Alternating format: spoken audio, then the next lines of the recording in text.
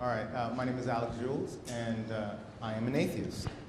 We're going to talk a little bit about diversity today, so I'm going to ask a really hard question, especially if there are any students. Please, please answer. What makes me a little different than most of the speakers that you've been listening to the last few days? I got a suit on. No, incorrect. Daryl Ray had one on, actually without the tie. And then, of course, PZ usually has a suit. Next. Anyone? What? Are you left-handed? No, I'm not left-handed. All right, there we go. The tie. What?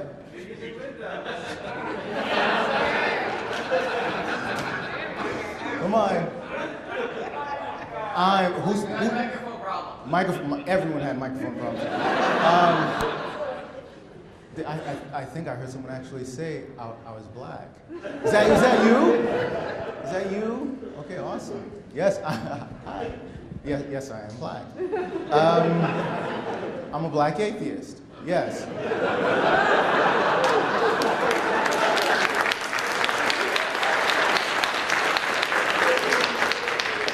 Also, according to a mistake by the Social Security Administration, up until about 2 years ago, I was also a woman. Yeah, and I actually had to fill out a sex change form.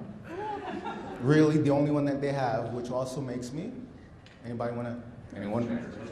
No, a statistic. 0.19% of all SSA data, Social Security Administration data, is erroneous. Right. Okay, so yes, I am a black atheist, and I'm not the only one, right? We actually have like 2 more, 3 more actually out here today. We have almost always been around, right? You see a lot of historical free thinkers and humanists. The word atheist in the black community, in the minority community in general, tends to be very taboo. We don't like it. But if you take a look at some of the names that I have here, right, we've got A. Philip Randolph, Butterfly McQueen, Carter G. Woodson, who was one of the founders, actually the grandfather, to Black History Month. He was very, very critical of the black church in general, right? W.E.B. Du Bois, and of course, one of my favorites, Langston Hughes, was a poet that did Goodbye Christ. If you haven't read it, please do. A lot of us do. All right, so in February, we launched through CFI, thank you Todd Stiefel for funding this, the African American for Humanism Awareness Campaign, where we hit about nine cities, New York, LA, Dallas. I was out in Dallas. This is New York, right? This is Leanne Lord, comedian, Leanne Lord. She is just juxtaposed with a historical free thinker, Frederick Douglass, right?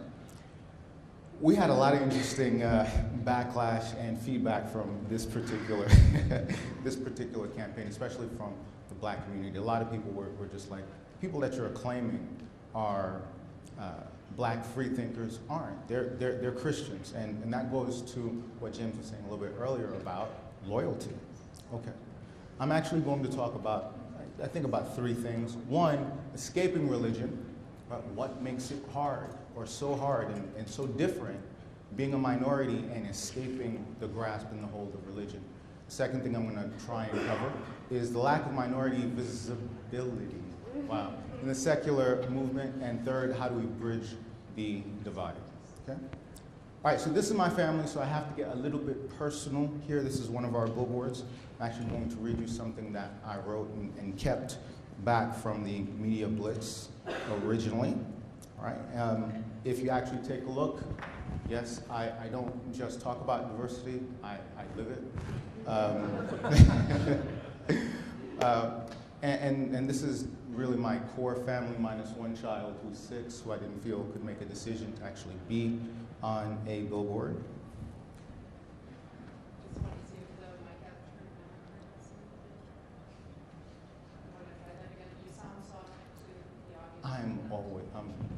It's me.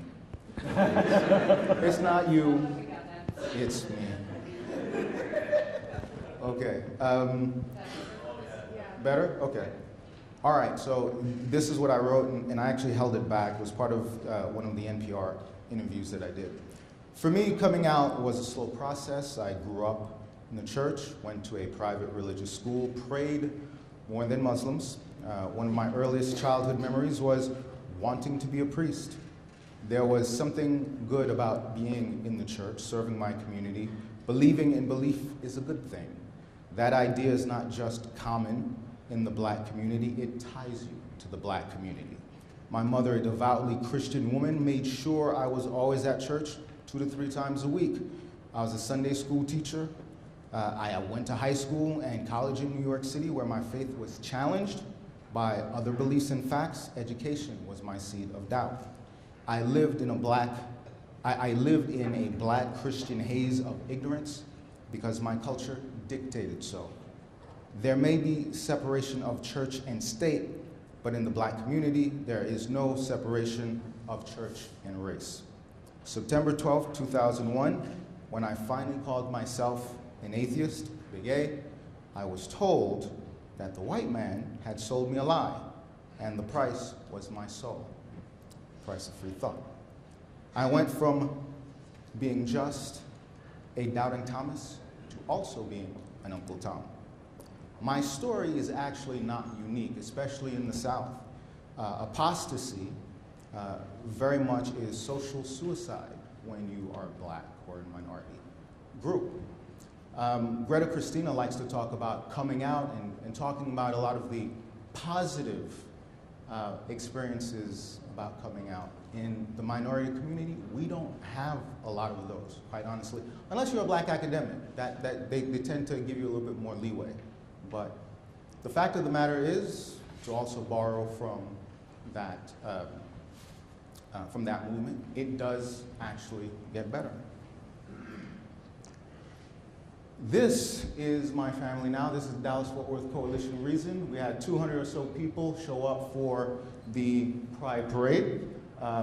That's actually about 10% of the group. We have about 2,000 members of the coalition, which you wouldn't expect for Dallas. And this is my Rainbow Coalition, right? Okay. All right, so when we're talking about diversity, I really want to try and narrowly focus this. This is very much a talk on race and ethnicity, not gender and persuasion. If you actually look at the numbers, right, 2010, right, non-Hispanic, whites alone, these are the projections as of actually 2009, 65%, right? And if you take a look at 2020, you've got about 60%. So you begin to see an interesting trend, especially if you start looking up top there, where you have the minorities that are projected at least by 2050, the minorities are going to be the majority. Right? So pick up Darrell Ray's book on your way out if you want to try and solve this problem. Right? Okay, so go slow. All right. One of the things that we all get very excited about, is this wonderful number, right, that James talked about, which is the nuns. Nuns does not mean atheists. So I look at this number and I get happy, and I go to conferences and I hear this, and I hear that's progress, and I'm like, that's great, but that has absolutely zero bearing on the African American and Latino community. A better number to actually look at is, how do we define the stronghold or foothold of religion? Right? Okay, this interesting number here actually is closer to conventional wisdom. That's probably atheist. There's no such thing as God. Right? Belief in God? No belief in God. All right, got it. All right, there is no way to know. You'll have the atheist, agnostic atheist lumped in there. I'm not sure. That's a nice blended number. But the number to really pay attention to is this one, this about 70% number. There is definitely a personal guide. Again, not great numbers, but if you take a look at where we were a couple of years ago, it's better. Again, general population. When you take a look at what's actually happening in the African American community, we're not seeing much movement, right? We're seeing right here, 90%. hyper-religiosity in the African-American community. This is my problem, right? 20%. The other thing you probably want to look at is, say, religion is very important in their lives. We've seen drops, right? We're closer to 55% general population, African-American community, close to 80. Latino community is actually a little bit better. They don't like the word atheist either, right? Even though the word ateo actually is Latin. They don't like the word atheist, right? But they will say that about 8% of them are secular. Again, that is progress because conventional wisdom says that the Catholic Church has a stronghold on and almost define you as being, you know, if you're Latino, you're probably Catholic. All right, so why is religion in these communities so sticky? I think the first one I tried to at least cover, right? It is an issue of identity. Second piece is cultural coherence or isolation. I actually go and travel to occasional talks, but I actually travel for work. And I go in places in LA, Chicago, Mississippi, and New York. I will occasionally visit a church. It is one of the most segregated places that you can find. I go into black communities, and my wife, who happens to be white, goes in there with me, and even in places in New York, where we have black and brown children that will say they've never actually met a white person, right? That's the limit of exposure. I go into some places in Louisiana, Alabama, etc., LA, and I have kids, places in upstate New York, little white children that will come up to me and try and rub my color off just to see if it's real, right? It's 2012, right? So I'm going to focus a little bit more on these three: reinforcement of stereotypes, educational discrepancies, and personal hardship. This is probably some of the places that we actually can make some level of progress. All right, I got to take a deep breath for this one. Okay, so when I walk in and immediately start talking about who's famous, talk about, you know, black fame, who's in the media right now. Well, Steve Harvey's always in the media. He's got this wonderful, wonderful book, not really, called Think Like a Man, Act Like a Woman. Okay, hold that for a second. We have D.L. Hughley, who's in and out of popularity, Denzel Washington, we've got Tom Joyner and Ricky Smiley, two very popular morning show hosts, Kanye West, Jesus Walks, right? And Mr. Medea himself, Tyler Perry. All right, so this is primarily, one of the issues that we have is, this is sports and entertainment figures. Pretty much every single one of them is anti-atheist, right? Steve Harvey has said in his book that is written for relationship advice. If you are a woman and you are with a man and he says that he is an atheist, pack your bags and leave. He has no moral compass. He is pushing into the Dallas school systems, trying to buddy up and partner, and he's pushing the Bible, peddling the Bible, trying to get kids back in church. Same thing with Tom Joyner and Ricky Smiley. They want to make sure that they're able to bring school prayer back in church because that's what we need. That fixes things, right? Pray, get on your knees, okay.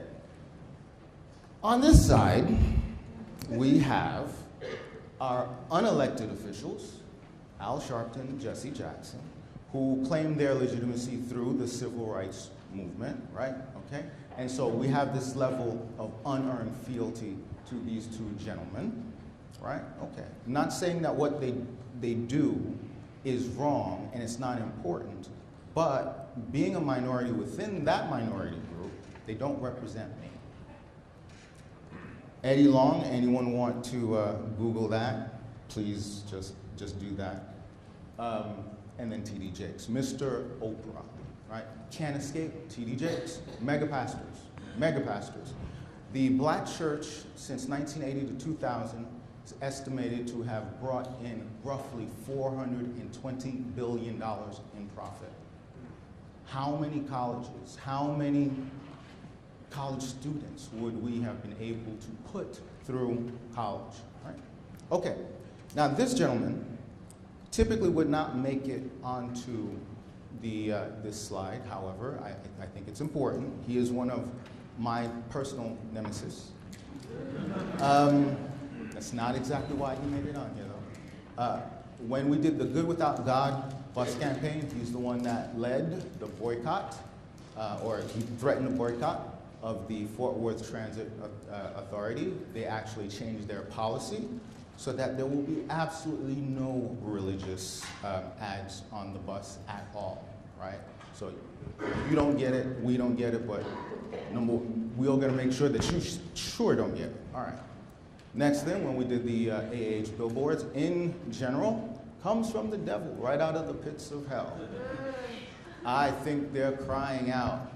And my favorite, they have a hole in their soul. And then about me, which of course my daughters absolutely loved.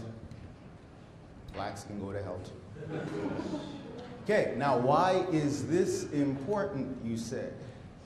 Are you sure it's not just personal? No. Take a good look.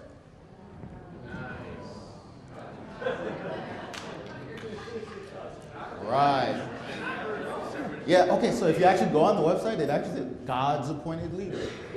And he will probably win. He is May 29th, right. So if you take the information that I gave you about the shifting demographics, and there's absolutely no change in religiosity or hyper-religiosity in the minority community, what do you think the House of Representatives is going to look like in 20 to 30 years? Ta-da! Okay, so when we do come out, this is the kind of stuff that we have to deal with, right? So this is actually my ad, just a clip of my ad. I had people that were putting up websites. It's my favorite, right? Satan wants black people in hell and not believe in God. Okay, and so of course, right, it's unfair for atheists to be able to place billboards wherever they want, right? Okay, this is also one of my favorites here, right? If something should occur, this activist Alix Jules' life to, infected with AIDS or an incurable disease, would he expect to just die or call on God? Now, this particular website influenced a lot of the emails that I got, and as you can imagine, they were interesting. To say the least. Okay, so, right. Educational discrepancies. We like to think that as atheists and free thinkers that we are usually the smartest people around. And there is data to support that, but correlation is not causation, but let's say it is just for a second, right? Let's just say it is.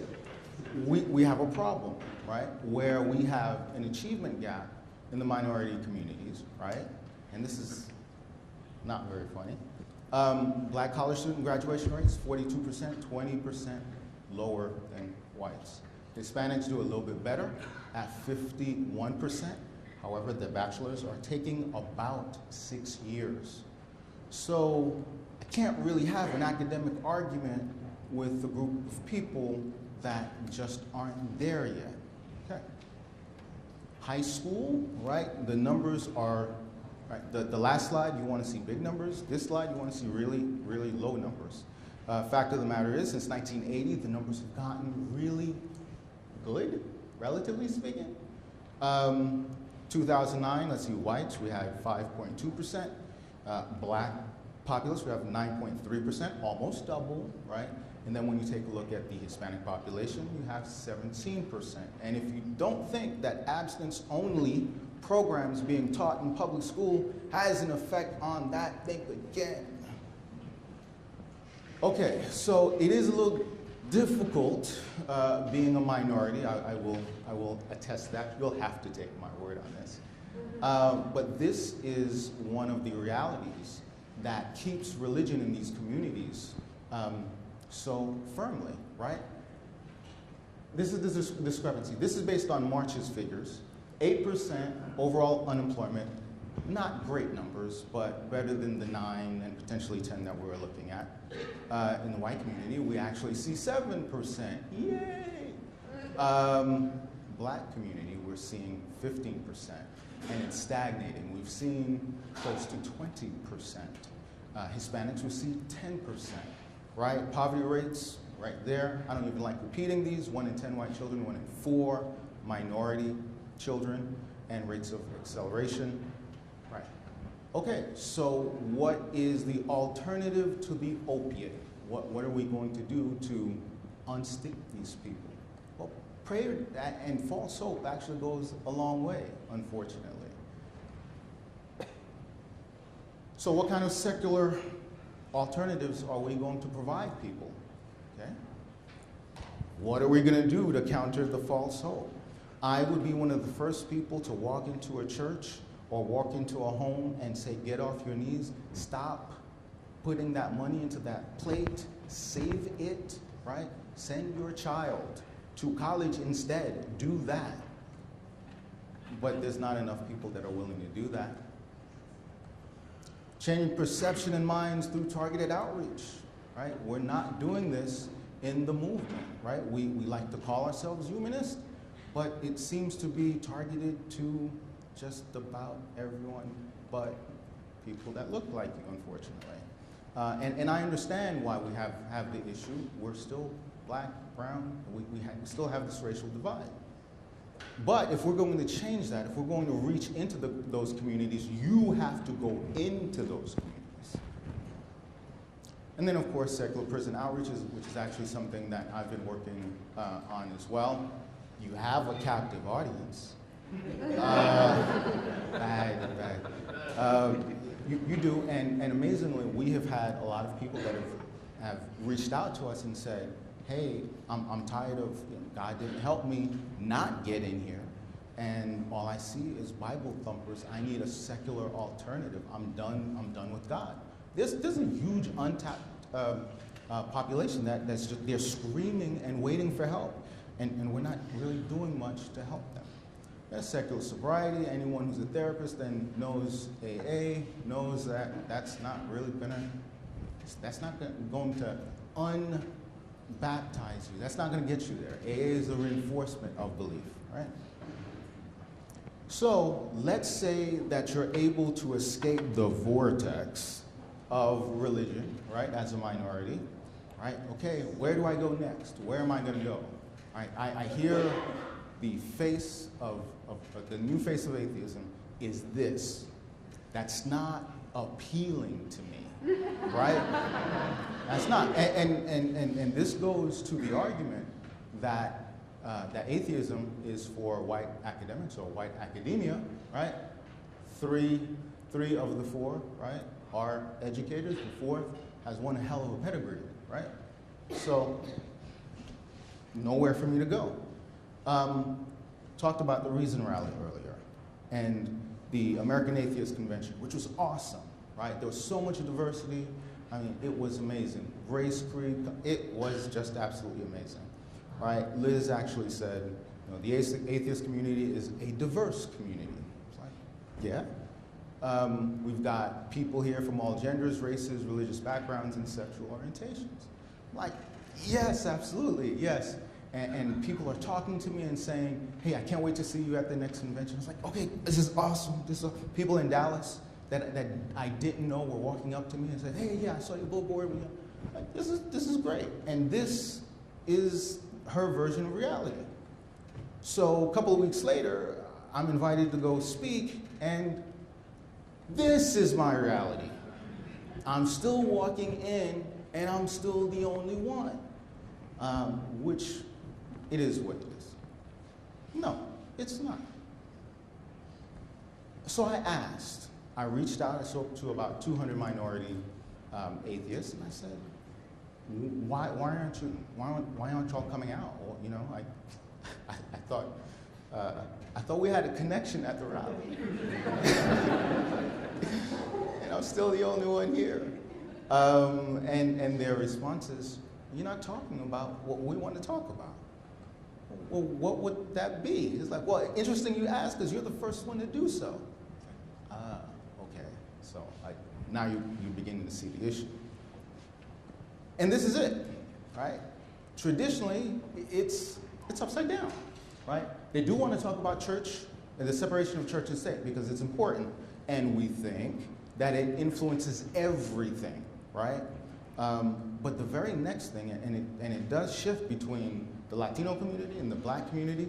Amazingly, the Latino community tends to be more interested in these social justice issues, not the African Americans, but it's right up there. The third piece is LGBT issues. Reproductive rights are out there as well. And then the academic argument or discussion, right? I mean, that, again, they're just not there yet. Okay, so given those are the facts and that's our version of reality, how do we look at growing the diverse collective? All right. You got to do what we're looking at doing. Increase activism and diversity outreach. Our voice should be your voice. Put minorities in the spotlight.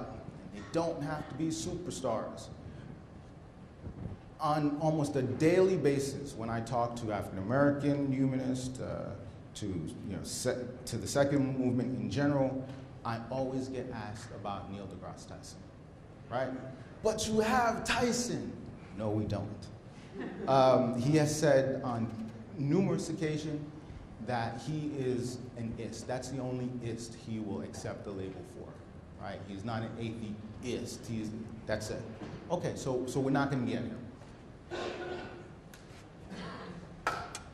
Next is don't ignore us when we do show up. If you do find yourself in a situation where you do see just one black person or one minority, a lot of times Latinos tend to be able to blend and disappear, but people that look like me kind of stick out a little, right?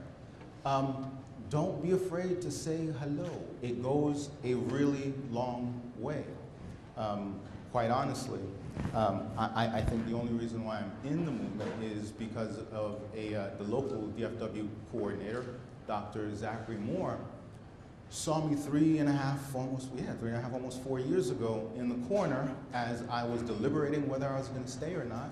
He saw me, he introduced himself to me and glommed on. And ever since then, he has found a platform for me to be heard, right? So, yeah. And remember our names. It's not like you need another unique identifier, right? Okay, so yeah, how many purple ties are you gonna see here? Okay, I don't know. Like, just a black guy, okay.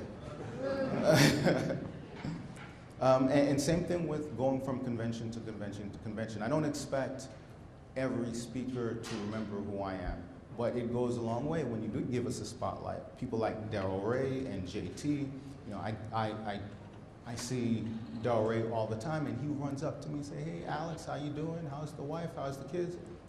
Again, it makes the movement much more approachable, makes it more human. Again, JT is great at doing that as well. Acknowledgement from people like our YouTube superstar and hometown hero, Aaron Raw, right? So yeah, remember the names. Support your local minority groups, right? Yes. Go out there, and there are going to be neighborhoods that are going to make you feel uncomfortable. So what, right?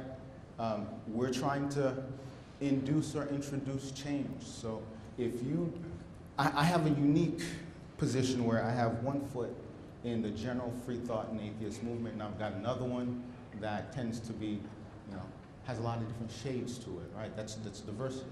Right now, there's not a whole lot of overlap. We are separate. And I don't want to see it actually continue to drift apart when there's so much at stake. And you got to live diversity. Put diverse faces on your billboards. Don't wait for me to do it. I will. But don't just wait for me to do it. And then develop your own councils on diversity. If it's that important to you, act on it, right? Because that's the only way you're going to change this into that. All right. I think that was all my time. I was also a woman. Yeah, and I actually had to fill out a sex change form. Really, the only one that they have, which also makes me. Anybody want to? Anyone? No, a statistic. 0.19% of all SSA data, Social Security Administration data, is erroneous. Right. Okay. So yes, I am a black atheist, and I'm not the only one. Right. We actually have like 3 more actually out here today. We have almost always been around, right? You see a lot of historical free thinkers and humanists. Word atheist in the black community, in the minority community in general, tends to be very taboo. We don't like it. But if you take a look at some of the names that I have here, right? We've got A. Philip Randolph, Butterfly McQueen, Carter G. Woodson, who was one of the founders, actually the grandfather, to Black History Month. He was very, very critical of the black church in general, right? W.E.B. Du Bois, and of course, one of my favorites, Langston Hughes, who was a poet that did Goodbye Christ. If you haven't read it, please do. A lot of us do. All right, so in February, we launched through CFI. Thank you, Todd Stiefel, for funding. All right, my name is Alix Jules, and I am an atheist. We're going to talk a little bit about diversity today, so I'm going to ask a really hard question, especially if there are any students. Please, please answer. What makes me a little different than most of the speakers that you've been listening to the last few days? I got a suit on. No, incorrect. Daryl Ray had one on, actually without the tie. And then, of course, PZ usually has a suit. Next. Anyone? What? Are you left-handed? No, I'm not left-handed. Right, the tie. What? This is the African American for Humanism awareness campaign, where we hit about nine cities: New York, LA, Dallas. I was out in Dallas. This is New York, right? This is Leanne Lord, comedian Leanne Lord. She is just juxtaposed with a historical freethinker, Frederick Douglass, right? We had a lot of interesting backlash and feedback from this particular this particular campaign, especially from the black community. A lot of people were just like, people that you're claiming are black freethinkers aren't. They're Christians, and that goes to what James was saying a little bit earlier about loyalty.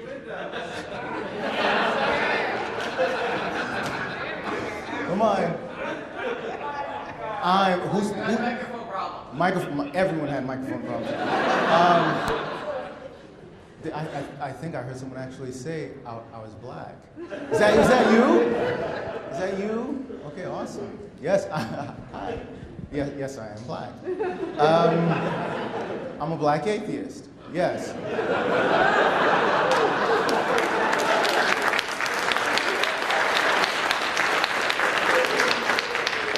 Also, according to a mistake by the Social Security Administration, up until about 2 years ago,